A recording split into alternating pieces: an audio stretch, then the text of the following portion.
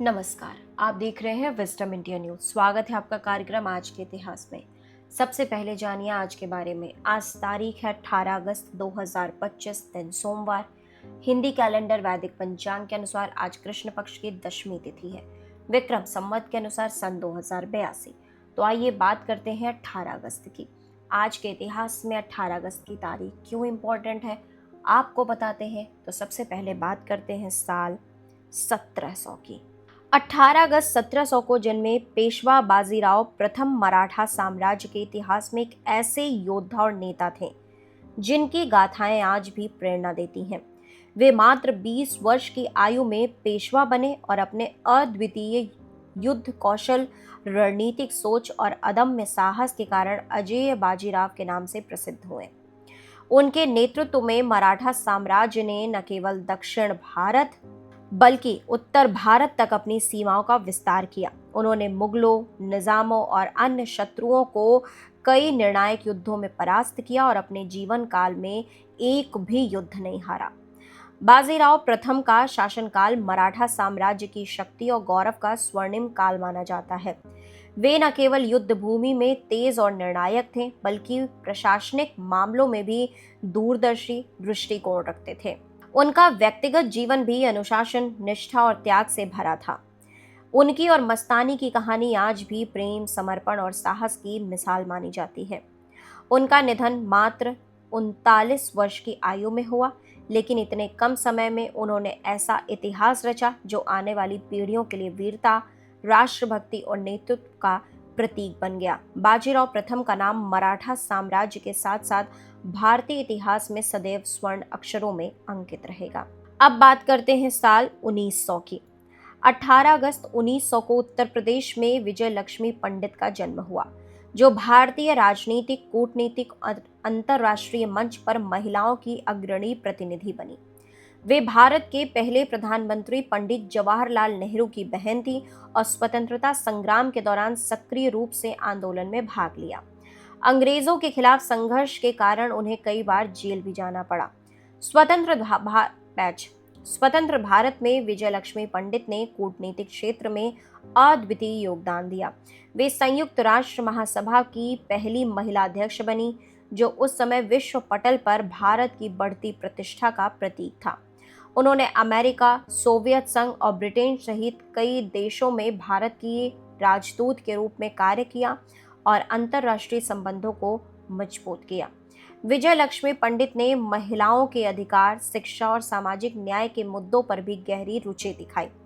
उनका जीवन संघर्ष, निडरता और सेवा का उदाहरण है, जिसने आने वाली पीढ़ियों की महिलाओं को राजनीति और सार्वजनिक जीवन में आगे बढ़ने के लिए प्रेरित किया।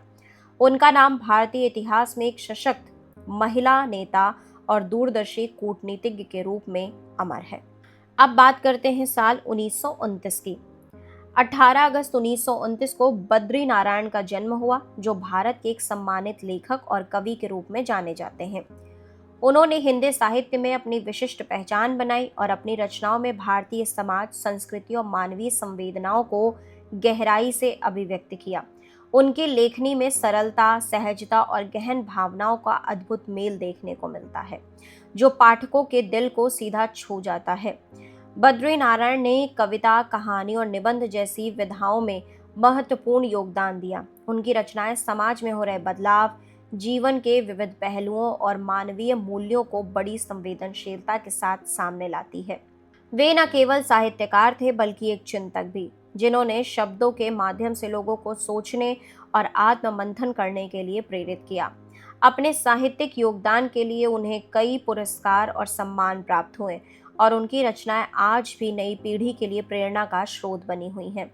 बद्री नारायण का नाम हिंदी साहित्य में उन लेखकों की श्रेणी में आता है जिन्होंने शब्दों के जरिए जीवन के असली अर्थ को उजागर किया। अब बात करते हैं साल 1936 की।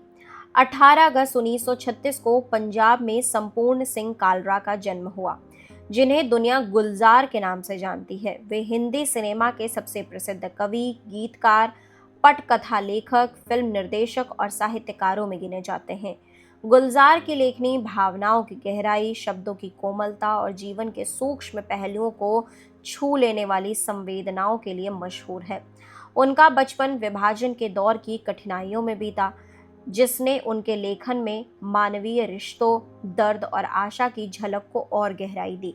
गुलजार ने अपने करियर की शुरुआत प्रसिद्ध निर्देशक बिमल रॉय के सहायक के रूप में की और जल्द ही बतौर गीतकार फिल्मों में अपना अलग मुकाम बनाया। उनके लिखे गीत जैसे तेरे बिना जिंदगी से कोई शिकवा नहीं, तुझसे नाराज नहीं जिंदगी और जाइए आप कहाँ जाएंगे आज भी लोगों के दिलों में बसे हैं।